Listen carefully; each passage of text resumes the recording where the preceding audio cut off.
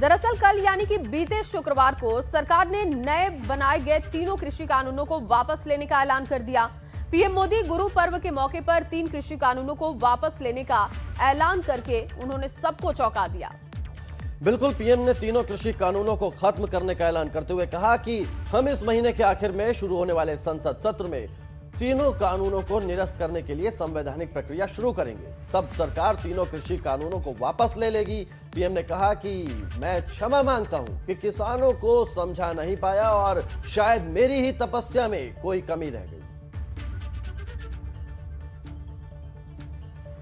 तो नवंबर के आखिर में जो संसद सत्र होगा उसमें इन कृषि कानूनों को वापस लिया जाएगा। पीएम मोदी ने यह बात कही, किसानों के हित की बात की। उन्होंने कहा कि शायद हम ही विफल हुए किसानों को समझाने में। हालांकि देश के कोटि कोटि किसान इस कानून के समर्थन में थे, लेकिन कुछ किसान संगठन थे जो इस कानून के खिलाफ थे, लेकिन शायद वो उन्हें समझा नहीं पाए, उनकी तपस्या में कुछ कमी रह गई। एक नई शुरुआत कर रहा हूं, जो कह रहा हूं कृषि विकास किसान कल्याण को सर्वोच्च प्राथमिकता दी सरकार ने। बीज, बीमा, बाजार और बचत सभी पर चौतरफा काम किया।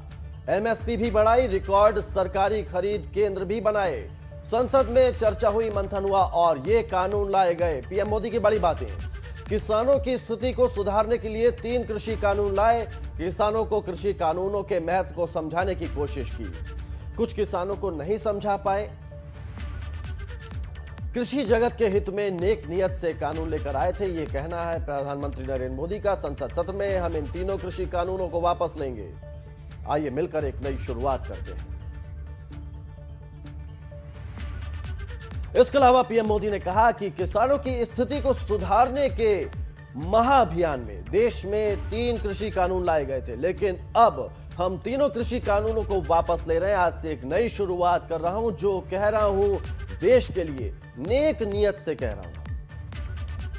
आज मैं आपको, पूरे देश को ये बताने आया हूं कि हमने 3 कृषि कानूनों को वापस लेने का, रिपील करने का निर्णय लिया है।